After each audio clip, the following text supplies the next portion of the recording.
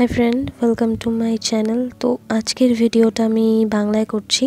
तो आज के जे लुकटा रयेछे सेटा हलो एकटा स्मोकी आई लुक, जेटाते आमी भीषणই कम प्रोडक्ट यूज करेछि। तो देखुन भिडियोटा सम्पूर्ण भालो लागले शेयर करबेन। एखाने आमी जा जा प्रोडक्ट यूज करेछि सम्पूर्णटाई आमी डिस्क्रिप्शन बक्से दिए देब।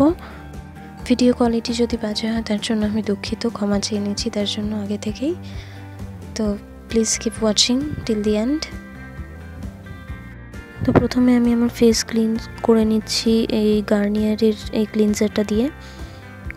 যে কোনো মেকআপ করবার আগেই ক্লিনজিং করাটা ভীষণ প্রয়োজনীয়, তাতে যে ধুলোবালি যা থাকে সেটা সম্পূর্ণভাবে বেরিয়ে যায় এবং মেকআপ বসতে সুবিধা হয়।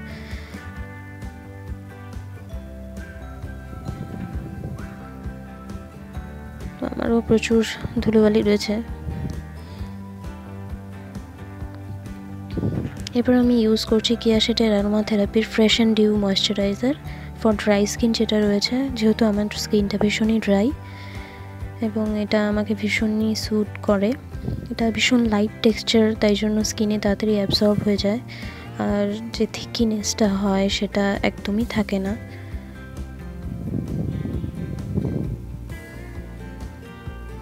এটা আমি আমার ফেসে পুরো ম্যাসাজ করে নিচ্ছি। ময়েশ্চারাইজার ইউজ করার পরে আমি 5 মিনিট ওয়েট করব।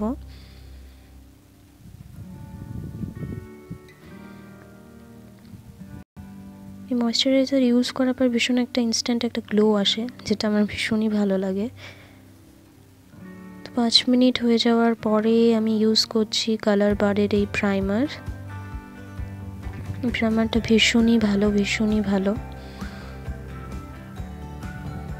প্রাইমার ইউজ করা ভীষণ প্রয়োজন, কারণ এটা মেকআপকে লং লাস্টিং করতে সাহায্য করে। প্রাইমার হিসেবে অ্যালোভেরা জেলও ইউজ করা যায়।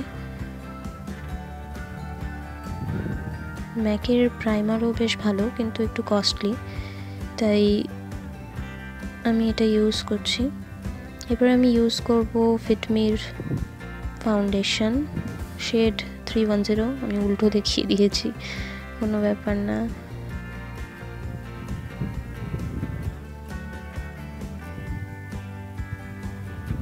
তো আমার যতটুকু প্রোডাক্ট লাগবে আমি ততটুকু আমার হ্যান্ডে নিয়ে নিয়েছি এবং এটাকে একটা বিউটি ব্লেন্ডারের সাহায্যে মিক্স করে দেব। তো ফার্স্টে আমি ডট ডট করে পুরো মুখে ফাউন্ডেশনটা নিয়ে নিলাম।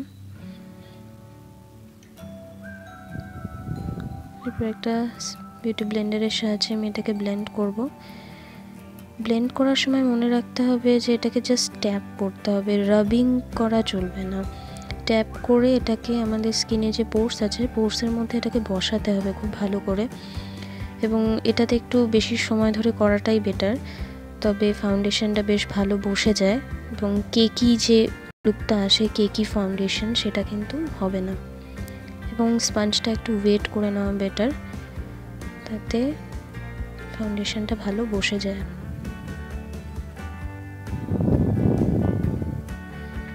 এটা ভীষণই ভালো একটা ফাউন্ডেশন, কভারেজও এর ভীষণ ভালো।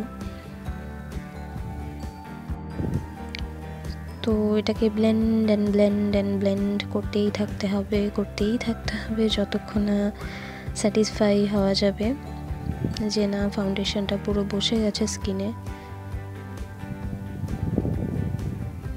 এটা অবশ্যই একটু টাইম নিয়েই করা উচিত।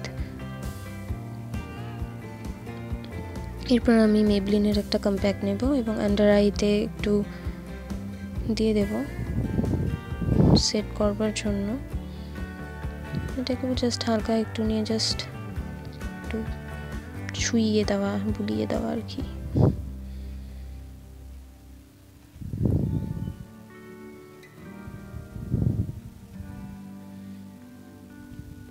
এরপরে আমি ওয়েট অ্যান্ড ওয়াইল্ডের এই নিউড অ্যাওয়েকিং যে প্যালেটটা রয়েছে সেখান থেকে এই ডার্কার শেডটা নিয়ে আমার আইব্রো ফিল করব। যে কোনো মেকআপে আইব্রো ফিলিংটা ভীষণ প্রয়োজন, আর আমি আমার আইব্রো করতে সচরাচর এটাই ব্যবহার করে থাকি। ওয়েট অ্যান্ড ওয়াইল্ড প্যালেটের এই শেডগুলো ভীষণই ভালো।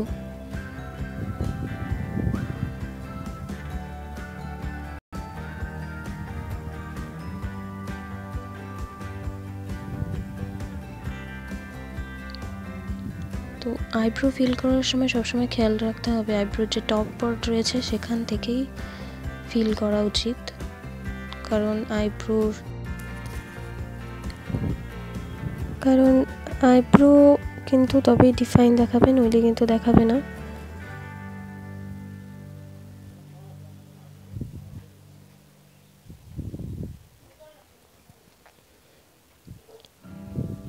এরপর আমি মেবলিনের যে কলোসাল কাজলটা আছে সেটা দিয়ে আমার আইলিডটা ফিল করব।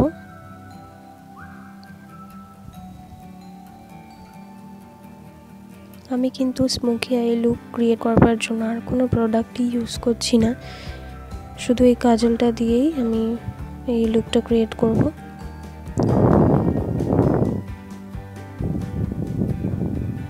আইলিডের নিচের দিকে একটু জাস্ট ডার্ক করে দিতে হবে এবং আঙুল দিয়েই আমি এটাকে স্মাজ করে ওপরে জাস্ট লাইটার শেডে নিয়ে আসবো।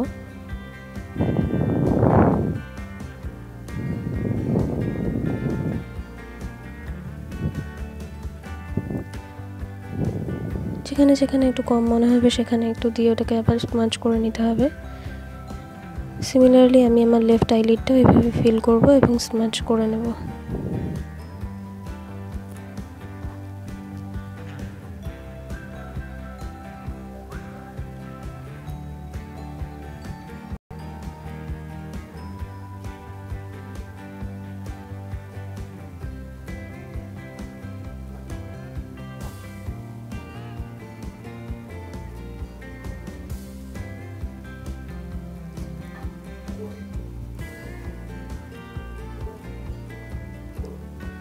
সেম কাজল ইউজ করেই আমি আমার নিচেও ফিল করে নেব এবং সেটাকে কিন্তু আঙুলের সাহায্যে হালকা স্মাজ করে নিতে হবে।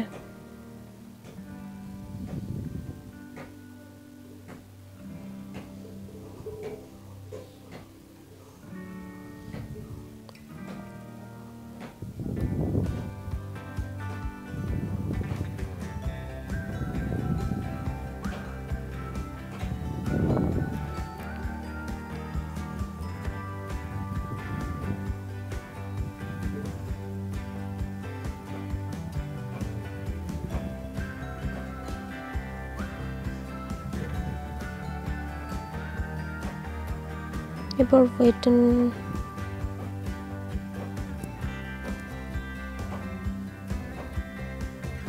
এরপর হচ্ছে আমি মাস্কারা ইউজ করব, সেটা হলো মেবলিন কলোসালের volume express mascara. Liner skip করা যায় কিন্তু মাস্কারা নো ওয়ে।